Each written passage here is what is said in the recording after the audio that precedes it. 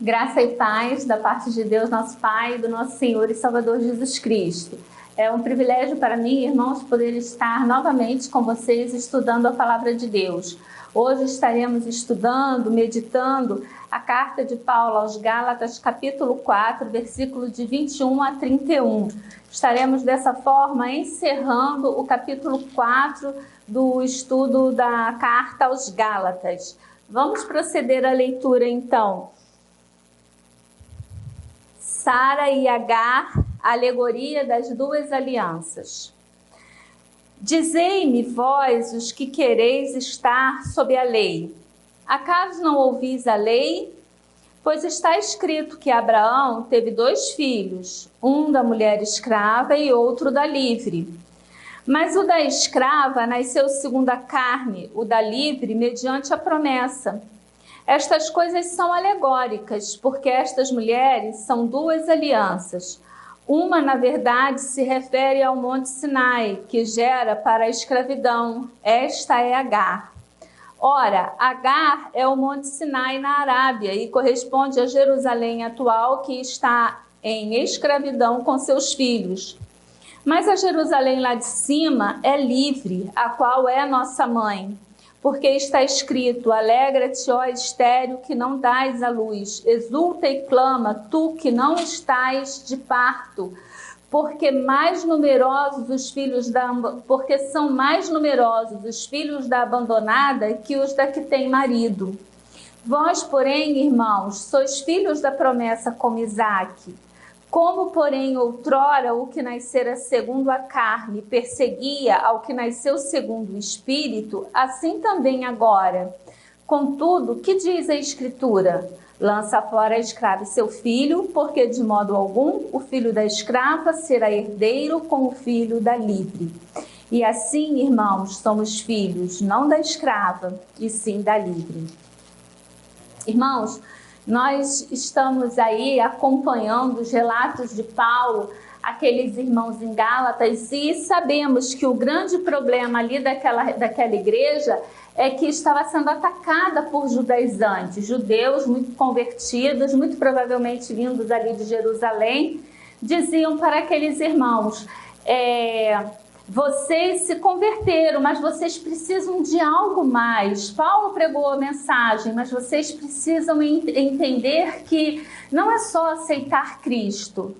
E eu gostaria de usar até uma espécie de um exemplo para que você possa entender o que aqueles judaizantes pregavam para os irmãos ali na Galácia, e muito provavelmente você vai sentir que também pode ser muito bem aplicado ao que muitas igrejas religiosas, a que muitas pessoas que vivem buscando a salvação por meio de obras pregam. A gente pode usar o exemplo de um copo de água. E era como se os judaizantes dissessem que Jesus, ele enchia esse copo pela metade e você teria que encher o restante do copo com as suas boas obras, com as suas ações. Era você o responsável por encher o restante do copo. Jesus faz uma parte, mas você é responsável por fazer a outra parte. Era essa linha de raciocínio que era utilizada ali e que encontramos em muitas de nossas igrejas, sejam tradicionais, neopentecostais, pentecostais, encontramos muito dessa linha dentro de nossas igrejas. Então precisamos, irmãos, prestar atenção. É por isso que Paulo vai dizer, examinai as Escrituras e vede o que elas contêm. Nós precisamos examinar as Escrituras para não sermos levados por qualquer vento de doutrina. A doutrina que Paulo vai estar falando aqui hoje nesse texto é a da justificação, uma doutrina que ele vem batendo ao longo da carta de Gálatas. E esse texto de hoje é um dos textos mais difíceis dessa carta aos Gálatas. Ele traz muita confusão. Para os irmãos entenderem o tipo de confusão que é gerada, os judeus, por exemplo, eles utilizavam esse texto para dizer que que os gentios eram de fato excluídos da salvação. E ao invés deles utilizarem o texto dentro do contexto daquilo que Paulo vem falando, Paulo vem justo batendo contra essa questão aí judaizante e a salvação para os gentios, e os judeus aproveitavam esse texto para defender algumas de suas ideias. Mas vamos adiante então e vamos ao conteúdo bíblico. Antes vamos orar, não é? Pedindo a Deus que esteja nos dirigindo durante esse estudo. Amado Deus, eterno Pai, glorificado seja o Teu nome. Nós te agradecemos, Senhor, pela oportunidade de estarmos aqui estudando a Tua palavra. Senhor, fala aos nossos corações, abra as nossas mentes, os nossos corações, para que possamos entender a Tua palavra, para que possamos entender, ó Deus, as particularidades do texto bíblico, aquilo que o apóstolo estava falando para aqueles irmãos, ó Deus, que estavam se deixando levar por ventos de doutrinas. E, Senhor, se nós estamos, ó Deus, ouvindo vozes que não sejam a sua, se nós estamos, ó Deus, entendendo a Tua palavra de forma errada, nós pedimos que o Senhor nos dê pleno entendimento da Tua palavra, para que não venhamos, ó Deus, a tropeçar nesse sentido. Dê-nos a Tua direção, dê-nos a Tua unção durante o estudo da Tua palavra. Amém. Irmãos, o apóstolo Paulo, ele começa aqui falando: dizei-me vós, os que quereis estar sob a lei. Acaso não ouvis a lei? Então Paulo, ele vai justo questionar aqueles irmãos. Vocês gostam tanto da lei, mas vocês têm ouvido a lei? De fato, vocês conhecem a lei? E aí ele vai questionar. Porque está escrito que Abraão teve 2 filhos, um da mulher escrava e o outro da livre. Então eu vou recapitular a história de Abraão rapidamente para você que de repente não tem um pleno conhecimento ali do Velho Testamento, entender aquilo que Paulo está falando. A partir do capítulo 12, Deus chama Abraão para ser o pai de uma grande nação. Deus faz uma promessa a Abraão e diz que Abraão, ele vai ter filho e que Abraão vai ser o pai de uma grande nação, que o número dos filhos de Abraão serão mais do que as estrelas do céu, mais do que as areias no mar. Abraão sai da sua terra, Abraão peregrina durante muito tempo. No capítulo 15, a gente vê ali a aliança de Deus com Abraão, que é aquela aliança das partes que tanto batemos nas aulas anteriores. Se você não tem conhecimento dessa parte, eu te convido a estar assistindo aí as aulas anteriores para que você possa entender o que se dá ali no capítulo 15. Fato é que a partir do capítulo 15, Deus estabelece ali de fato com Abraão a sua aliança. Até então Deus tinha chamado, agora Deus diz: Abraão, nós temos uma aliança. E após, logo que a gente entra no capítulo 16, a gente vai ver ali a situação de Abraão com Agar. Já se passaram muito tempo, Abraão está com 75 anos, com mais de 75 anos, agora eu não lembro a idade, mas isso também é um pouco irrelevante, irmãos. Se você ler lá o texto a partir de Gênesis 12, você vai poder pegar todos esses detalhes. Abraão já está com uma idade bem avançada, já tem tempo que eles saíram de sua terra e Deus ainda não havia cumprido a sua promessa. Sara então chega para Abraão e oferece a sua escrava Agar para que Abraão se deite com ela, e a partir do filho que Agar tenha, ele seria considerado então filho de Sara e de Abraão. Como a gente sabe, isso não foi uma coisa vinda da parte de Deus. Por isso que Paulo, quando ele relata aqui no texto, Paulo vai dizer assim: que Ismael, ele é segundo a carne. Paulo não está dizendo que Ismael é segundo a carne porque foi uma concepção carnal, porque Abraão não era casado com um Agar, e que não é nesse sentido que Paulo está falando. Paulo está dizendo que é segundo a carne porque foi uma concepção dentro do padrão normal, um relacionamento sexual ocorrido entre um homem e uma mulher, gerando um filho. E não houve, nesse ato da concepção, não estava ali a promessa de Deus. A promessa de Deus era para o filho que Abraão teria com Sara. Então foi uma ação tomada por meio de Abraão, Sara e Agar. E a concepção foi uma concepção carnal, por quê? Porque não tinha participação de Deus, não era o cumprimento da promessa. Bem, a gente não precisa ir muito longe para ver que isso realmente não daria certo. Logo Agar, começa a se sentir, e aí começam as dificuldades ali entre Agar e Sara. Passado ali 14 anos, Sara engravida. Sara já tem 90 anos, Abraão está com 100 anos e agora então Sara engravida. E essa sim é uma concepção que Paulo vai dizer que foi espiritual. Por quê? Porque ela é milagrosa. A Bíblia é bem clara quando esclarece que Sara já havia cessado o costume das mulheres. Ou seja, naturalmente Sara não poderia mais conceber. Sara não tinha mais ali os órgãos, o seu sistema reprodutivo, ele já não funcionava. E Sara engravida. Abraão tem 100 anos. Então, a gente vê ali a dificuldade que ocorreria na concepção. Uma mulher que viveu toda a vida, durante toda a plenitude de sua vida, podendo engravidar e não engravidou, porque era estéril, agora aos 90 anos, ela engravida, é óbvio que isso é o quê? Um milagre. Por isso que Paulo vai dizer que Isaac, filho de Sara, é uma concepção espiritual. Por quê? Porque é a concepção da graça, é a concepção da promessa, porque ele é o cumprimento da promessa que Deus havia feito ao seu pai.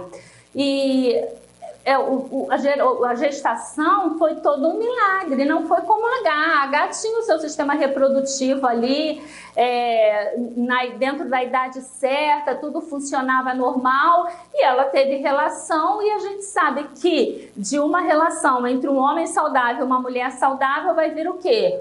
Um filho, um feto. Se ela estiver no período fértil, ela vai ser fecundada e ela vai gerar um filho. Então é nesse sentido. E se você não conhece a história, dá uma revisada ali em Gênesis, a partir do capítulo 12, a história de Agar, está exatamente ali no capítulo 16. Depois ela dá uma continuidade e a gente vai falar mais adiante do restante da história.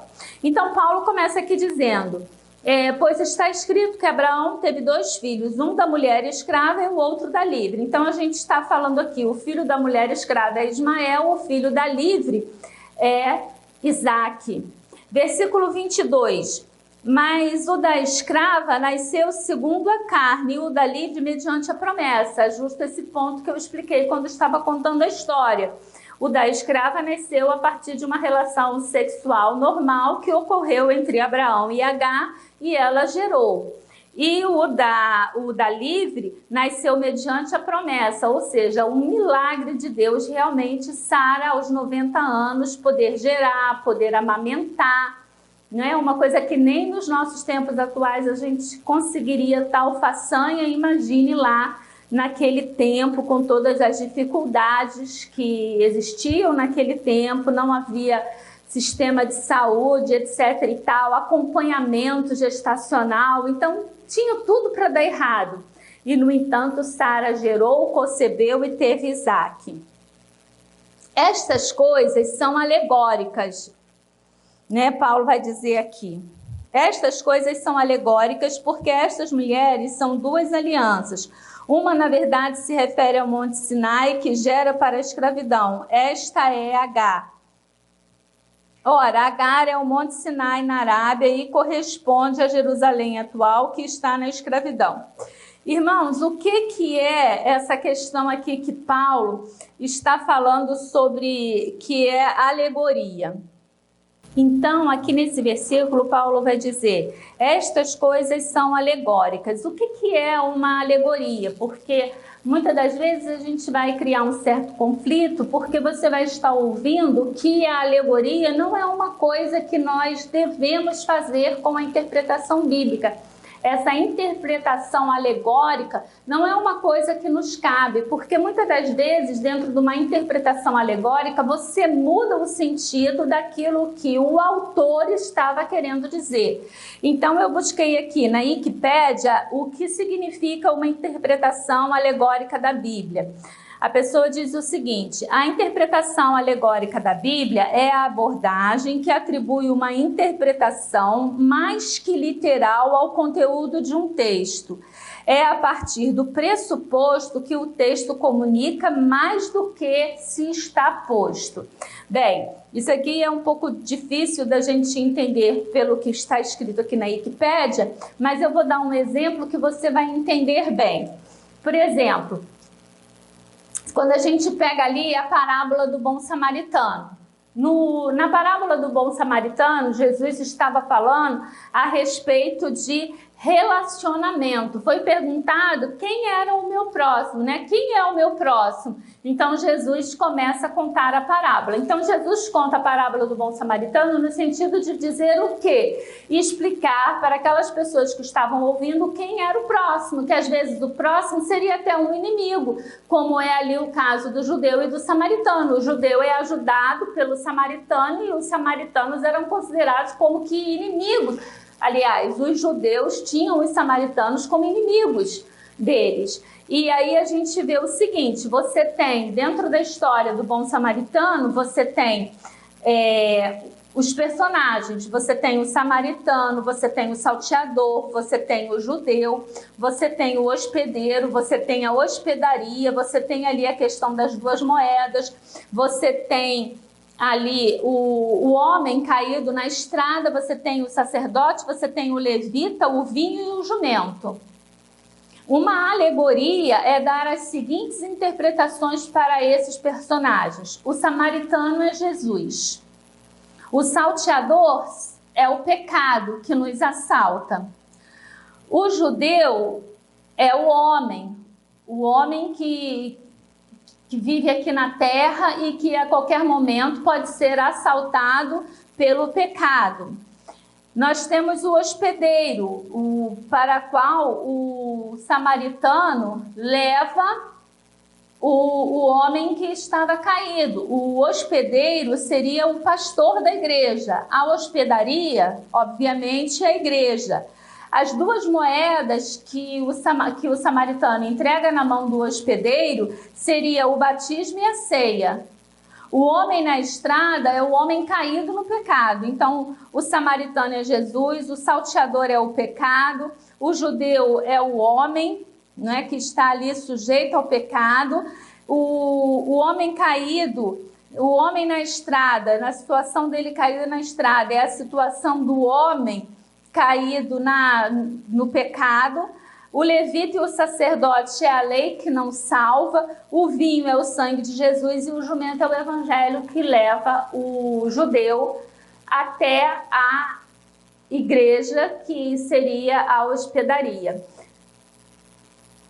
Essa alegoria, ela está errada?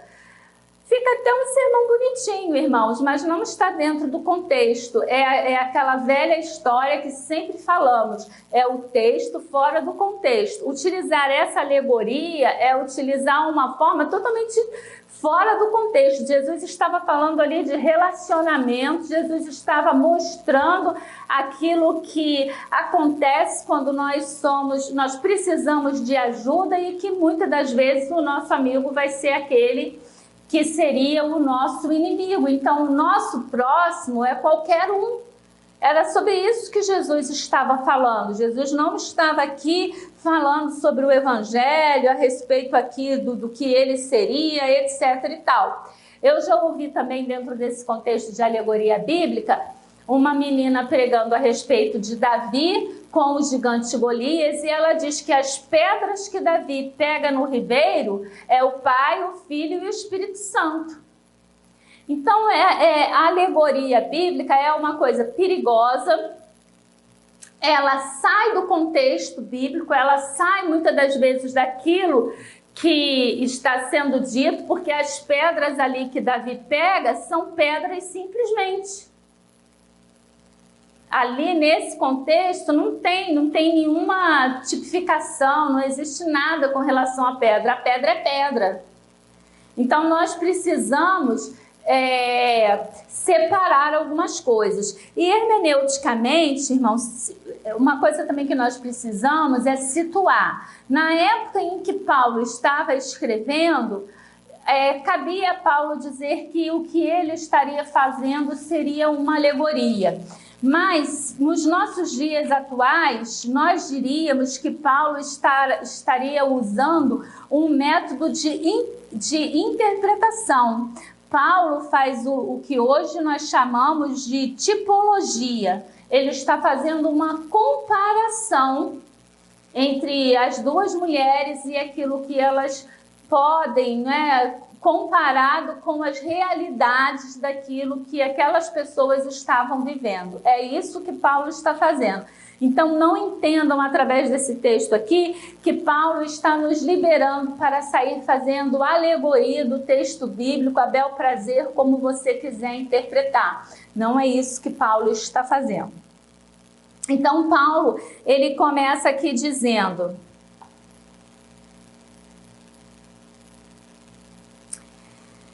que o da escrava, vamos lá, versículo 24, estas coisas são alegóricas porque estas mulheres são duas alianças. Uma, na verdade, se refere ao Monte Sinai que gera para a escravidão, esta é H. E a outra mulher, ela se refere a uma aliança, não é que ele vai dizer que a de H... Ora, H é o Monte Sinai na Arábia e corresponde a Jerusalém atual, que está em escravidão com seus filhos. Mas a Jerusalém lá de cima é livre, a qual é nossa mãe, porque está escrito: alegra-te, estéril. Vós, porém, irmãos, sois filhos da promessa como Isaque. Então, Paulo aqui, ele utiliza essa alegoria de dizer que H... ela representa o Monte Sinai. Por que Paulo está citando aqui o Monte Sinai na Arábia?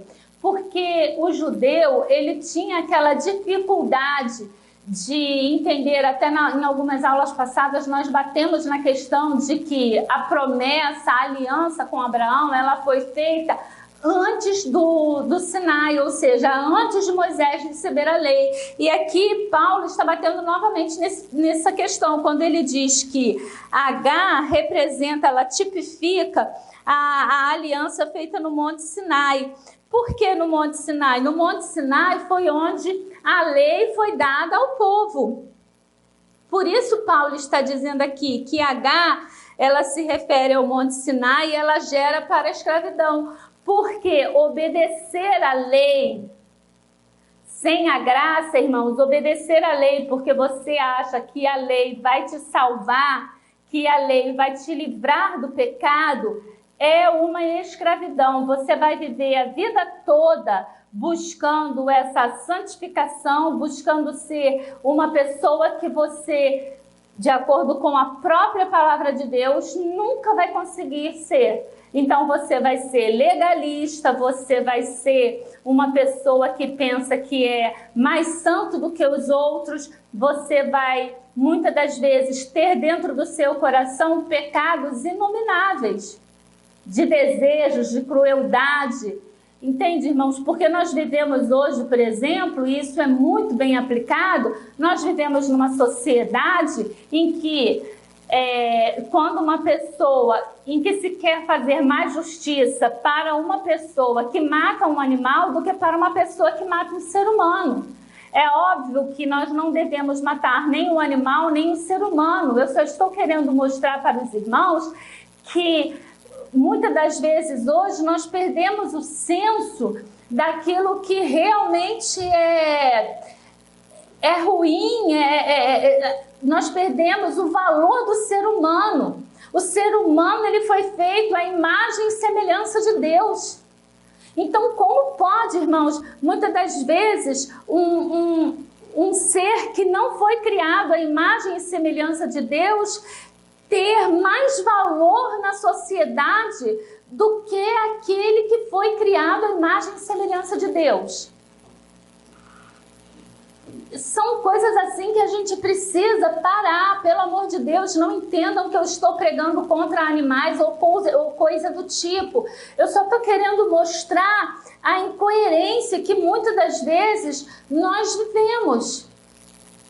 Com a incoerência dos nossos sentimentos. E Paulo, ele está tratando aqui, olha, a aliança feita ali no Sinai, ela gera a escravidão. E isso foi o quê? Foi a aliança com Agar. É quando eu, enquanto ser humano, enquanto cristão, acho que eu consigo me salvar por mim mesmo. É quando eu acho que Jesus preencheu metade do meu copo e eu preciso preencher o resto do copo com as minhas boas ações. Então é uma vida de escravidão.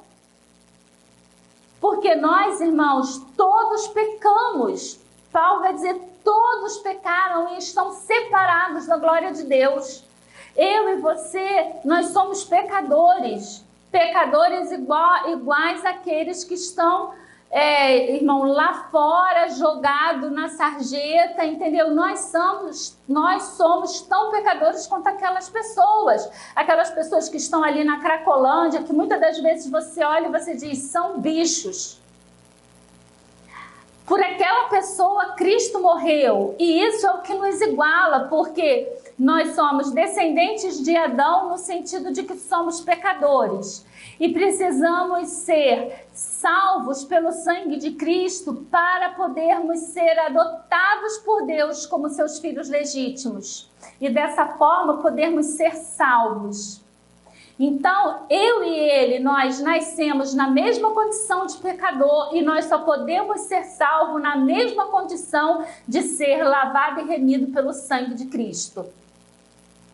Então, Paulo está dizendo que se nós vivemos debaixo da lei, se nós acreditamos que a lei é aquilo que pode nos salvar, se nós acreditamos que o nosso copo está cheio só pela metade com a salvação vinda de Cristo e precisamos terminar de encher o copo, nós estamos aqui dentro dessa questão que diz que somos descendentes da escrava, que somos filhos de Agar. Agar é o Monte Sinai na Arábia e corresponde a Jerusalém atual, que está em escravidão com seus filhos. Então aqui Paulo está atacando os judeus assim de uma forma, porque ele está dizendo, olha, Agar é o Monte Sinai.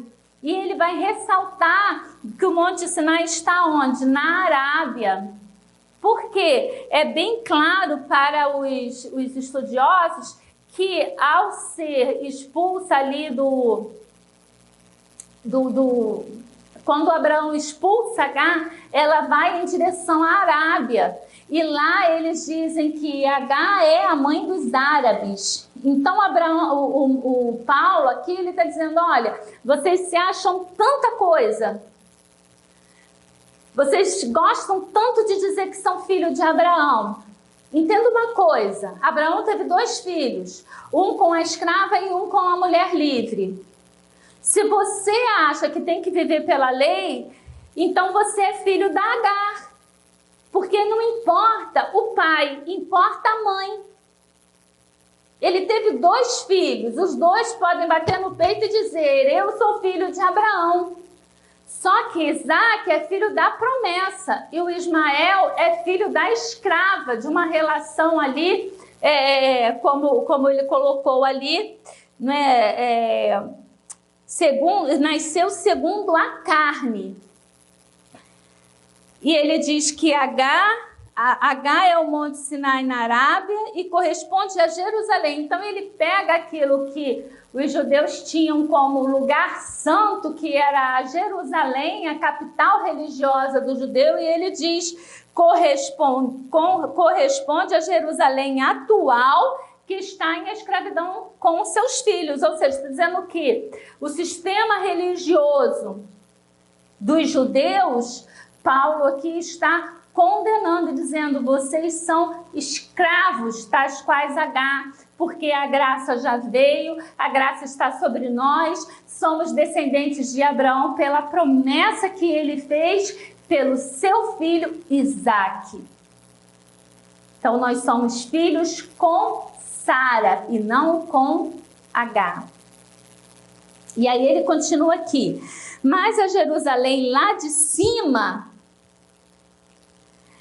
ela é livre qual é a nossa mãe, ou seja, Sara, porque está escrito: alegra-te, ó estéril, que não dás à luz, exulta e clama, tu que estás de parto, porque são mais numerosos os filhos da abandonada que os da que tem marido.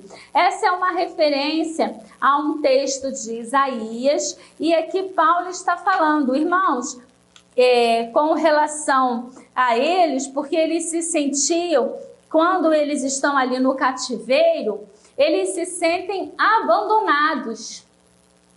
Porque olha a situação, uma mulher que é estéril e ela foi abandonada, qual é a possibilidade dela ter filhos?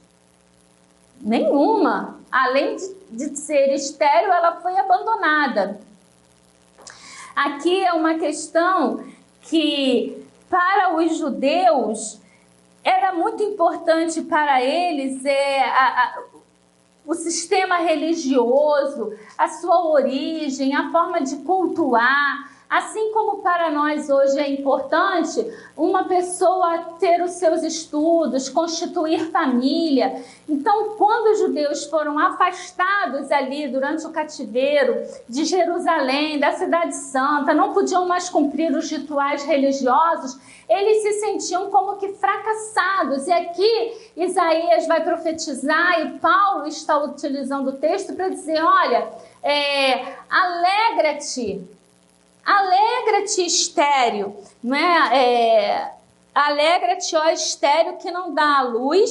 Ou seja, ele está dizendo, dentro desse sistema aí dos que se acham pequenos, fracassados, ele está dizendo: exulta e clama, tu que não estás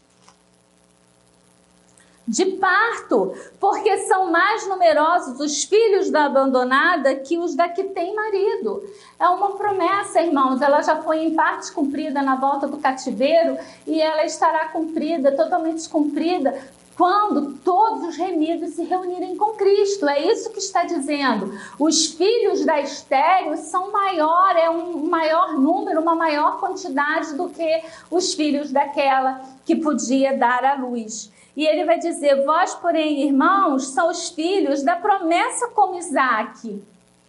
Nós somos filhos da promessa assim como Isaque.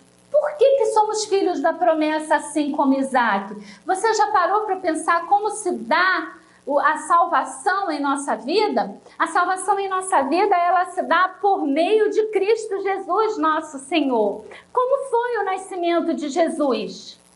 Milagroso. Ele nasceu de uma virgem, e a virgem conceberá e dará à luz a um filho, e o seu nome será Emanuel, que quer dizer Deus conosco. E ele nos livrará, e ele livrará todo o povo. Então, um nascimento virginal, um nascimento milagroso, uma concepção virginal, trouxe Jesus a este mundo. Aí ele vive, tem o seu ministério, ele morre. E o que acontece de milagroso após a morte de Cristo? Ele ressuscita. Então, o nascimento e a morte de Cristo são milagrosos. E nós somos salvos por meio daquilo que Cristo fez. O que nos libertou dos nossos pecados foi a morte de Cristo na cruz do Calvário. Mas ele ficou morto? Não, ele ressuscitou. Aleluia! Então nós precisamos entender que quando ele diz aqui que vós porém sois filhos da promessa como Isaque, Deus havia feito uma promessa a Abraão de que ele seria pai de uma grande nação. Em ti serão benditas todas as famílias da terra. Aí está. Então nós, assim como Isaac, que teve um nascimento milagroso, o nosso nascimento para uma nova vida, ele também se dá de uma forma milagrosa. É uma ação do Espírito Santo em nossa vida. Nós precisamos entender, eu espero que tenha ficado bem claro para os irmãos. Aí ele vai colocar aqui, como porém outrora, o que nascera segundo a carne perseguia ao que nasceu segundo o Espírito, assim também agora. Agora Paulo vai dizer aqui que nós somos perseguidos, porque ele está colocando, aqui é um outro texto mais à frente, quando Isaac está desmamando, é feito lá uma festa, e aí Ismael, ele debocha ali de Isaac. A Bíblia não dá muito detalhe a respeito do que aconteceu, mas foi nessa situação que Sara viu e ele disse, deita fora o teu filho e a escrava, porque eu não quero eles aqui comigo. De cara, assim, Abraão fica pesaroso, porque afinal de contas Ismael era seu filho e ele até vai ali pedindo a Deus para que Ismael possa herdar junto com Isaac, mas Deus diz, não, Sara está certa. Eu vou abençoar o garoto, mas ele não vai herdar a promessa junto com Isaac. E Ismael, então, ele é abençoado por Deus, mas o convívio entre ele e Isaac e as descendências são totalmente separadas.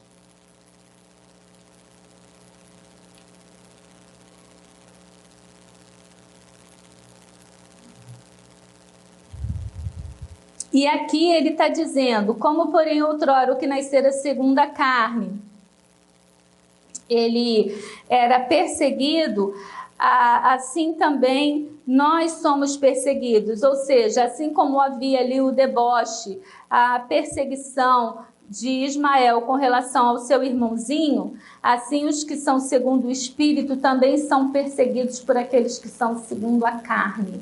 O que Paulo está falando aqui? Que nós, os que buscamos o Espírito, nós que reconhecemos a nossa incapacidade, nós que reconhecemos que a lei ela é boa, mas que ela não salva, que o cumprimento da lei é algo pelo qual nós buscamos, mas que nós sabemos que não é essa busca ou conseguir alcançar aquilo que a lei fala que nos salva, porque Jesus diz, vem como você está. É para você ir do jeito que você está. Não espera abandonar os seus vícios, as suas perdições, as suas... às vezes a gente pregando, a pessoa fala assim, não, deixa eu arrumar a minha vida. Não! Venha como você está. Quem vai arrumar a sua vida é o Espírito Santo na sua vida. Venha como está. E aí, muitas das vezes, o que acontece? Nós somos tripudiados, nós somos maltratados, nós somos excluídos por aqueles que se julgam muito santos e que, na verdade, se julgam cumpridores da lei e que, na verdade, o que eles são? Descendentes de Agar. É isso que Paulo está falando aqui. Outrora o que nascera segundo a carne perseguia o que nasceu segundo o Espírito, assim também agora. Nós não somos perseguidos, irmãos, por pessoas ímpias. O ímpio, quando a gente prega, ele aceita Jesus como Salvador. Geralmente a perseguição vem daqueles que são ditos irmãos. Eu já contei aí em aulas passadas a minha experiência, uma vez toda bobinha, indo declamar lá numa reunião no dia da criança, e estavam crianças lá de várias denominações do bairro onde meu pai, da cidade onde meu pai era pastor, e a irmã falou para mim, não, você não está digna de se apresentar porque eu estava com vestidinho. Olha que minha mãe era bem carola na forma de nos vestir, mas ela disse que eu não estava adequada para cantar, para declamar. Irmãos, nós precisamos tomar cuidado com isso, Porque mesmo hoje em dia nós vemos esse legalismo dentro da nossa igreja, uma religiosidade dentro de nossa igreja, que assim, ela nos assusta. Ela nos assusta. O que é melhor? A pessoa está ali realizando, fazendo, ainda que ela esteja numa forma que nós podemos considerar inadequada, ou ela não está. Aí vem até aquele negócio, aquela piadinha, eu podia estar matando, roubando, mas eu estou aqui pedindo. Gente, esse jovem, adolescente, esse homem, essa mulher, podia estar na praia, podia estar na esbórnia, podia estar no shopping, podia estar, sabe-se lá aonde, mas ele está aqui. E aí, porque a pessoa vem de chinelo de dedo, não pode entrar na igreja, não. Acha realmente que Jesus está se importando? E depois, não é melhor a gente receber essa pessoa e ir aos poucos, ensinando, tratando com amor e com carinho, que ela mesma vai ver a melhor vestimenta, a melhor forma de estar conosco? Depois nós dizemos, irmãos, que somos abertos e estamos preparados para receber a todos.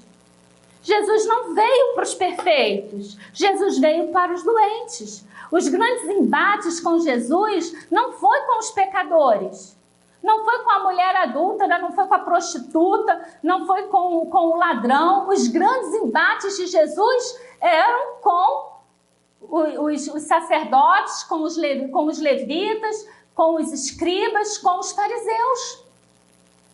Eram com esses, e ele dizia, eu não vim para os sãos, eu vim para os doentes. Aí a gente chega numa igreja que só tem certinho, irmãos, que só tem sãos, aí você fica, então qual é o trabalho de Jesus?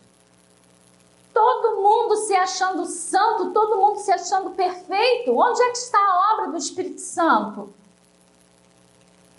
Nós precisamos entender isso, nós precisamos entender a Bíblia, pedir, Senhor, abra as nossas mentes, abra os nossos corações, eu preciso entender a Tua Palavra. E não partir de pressupostos e de conceitos já formados desde a nossa juventude, desde a nossa infância. Ô irmão, abra a mente, peça a Deus que te dê visão para entender aquilo que Ele quer fazer por meio da sua vida no dia de hoje. Hoje nós temos um tempo propício para pregar o Evangelho, para falar do amor de Deus, e ficamos muitas das vezes, irmãos, presos em preconceitos, em tabus, em coisas que são nossas, que não estão na Bíblia. Porque pecado é pecado. Pecado é pecado, irmãos, e ele se manifesta na vida de todos nós. Agora nós somos cheios de tabus, de religiosidade que atrapalha a expansão do Evangelho, que ao invés de atrair o pecador, aquele que ainda não foi resgatado do pecado, mostrando, olha, eu sou igual a você, necessito da mesma salvação que só pode ser operada por meio de Cristo Jesus, nós nos colocamos num patamar tão alto que a pessoa chega e ela olha e fala assim, não, que isso, santidade demais, nunca vou alcançar esse patamar, eu estou muito longe de ser assim. E aí ela se afasta. Precisamos pensar nessas coisas. Paulo continua aqui. Contudo, o que diz a Escritura? Lança fora a escrava e seu filho, porque de modo algum o filho da escrava será herdeiro como o filho da livre. Ou seja, lança fora esses judaizantes no meio de vocês. Lança fora. Eles não vão herdar a salvação junto com o filho da livre, porque eles acham que eles podem se salvar. Só por isso. E assim, irmãos, somos filhos, não da escrava, e sim da livre. Irmãos, que essa liberdade com que Cristo nos libertou, ela alcance a vida de todos nós. Todos nós. Eu sei que muitas das vezes, irmãos, nós fazemos essas coisas não por maldade. Não por maldade. É mais por ignorância. Então, peça a Deus sabedoria, peça a Deus entendimento, que o Espírito Santo de Deus possa estar agindo em nossos corações, abrindo as nossas mentes, dando amor pelo perdido, pelaquela alma que ainda não foi salva e liberta pelo sangue de Cristo. Que nós possamos olhar para essas pessoas com o mesmo olhar de compaixão, de misericórdia com que Cristo um dia olhou para nós. E dessa forma o evangelho deles nos alcançou. Que o Senhor possa estar nos usando na propagação e não que nós venhamos a ser pedra de tropeço na vida de ninguém. Que Deus tenha misericórdia de todos nós. Amém.